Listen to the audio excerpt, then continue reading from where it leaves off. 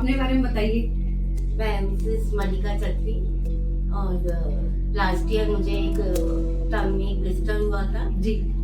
जिसके हम इन्वेस्टिगेशन के लिए यहाँ वैशाली मैक्स हॉस्पिटल आए थे।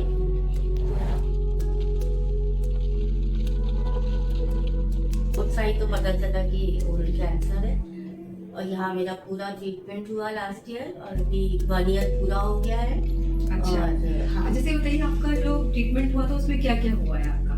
ट्रीटमेंट में मेरा पहले सर्जरी हुआ था, फिर उसके बाद रेडिएशन। अच्छा, रेडिएशन के बाद आप बहुत परेशान थी। रेडिएशन के बाद हम बहुत घबरा गए थे। हाँ, हाँ। खाने का बहुत प्रॉब्लम होने लगा था जी।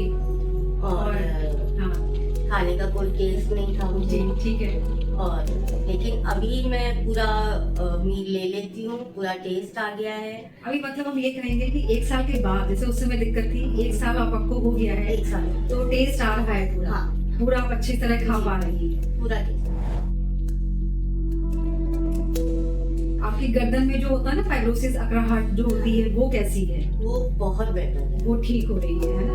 आपके बाल वैसे ही हैं जैसे थे? बाल मेरे देना नहीं, मतलब ये एक्चुअली लोगों का यही जानना होता है कि जब आपका पूरा ट्रीटमेंट हुआ उसके बाद क्या क्या फर्क पड़ा? आपके मुंह में सलाइवा बन रहा है, लार बन रही है? अभी मेरा पूरा पहले की तरह पूरा लार, मतलब जैसे पहले आप थी, पूरा वैसे ही हो गया।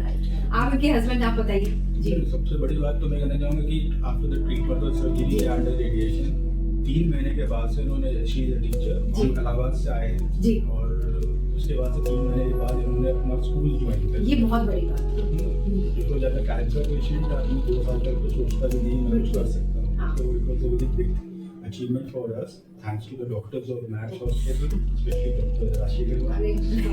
जी। नहीं, and because she was so passionate और थोड़ा सा एक मुझे लगता है कि किसी डॉक्टर से बात कर रहे हैं।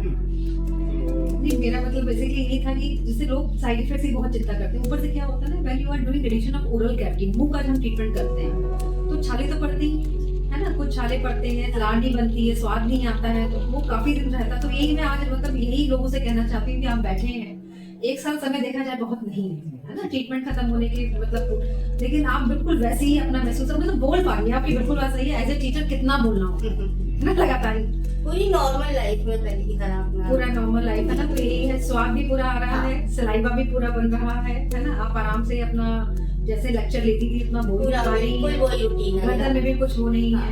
तो इसका मतलब सब ठीक होता है, लोगों को विश्वास रखना है। नहीं, बिल्कुल विश्वास। आपने खाने पीने का क्या ध्यान रखा?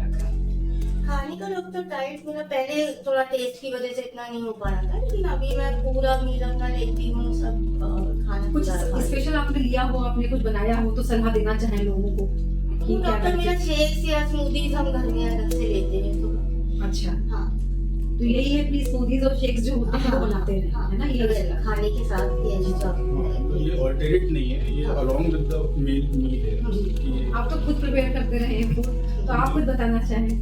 नहीं मतलब शुरू के आफ्टर ऑपरेशन रेडिएशन तो जी। ऑब्वियसली मुंह में ब्लिस्टर्स थे तो ज़्यादा कुछ खा नहीं सकते नहीं थे, तो उस टाइम पर दाल का पानी, चावल की खिचड़ी वही चलता था। तो आफ्टर 7-8 मंथ धीरे धीरे वो खाने का वो आने लग गया स्वाद और ब्लिस्टर्स भी कम होते गए, तो रोटी को दाल में मैश करके देते थे, फिर स्मूदीज और बनाना शेक, धीरे धीरे ऐसे ग्रेजुअल होता गया। And after 1 year complete now पूरा ये रोटी चावल सब्जियां वेज नॉन वेज अंडे जितने जो भी हो सकता है सब खाते हैं।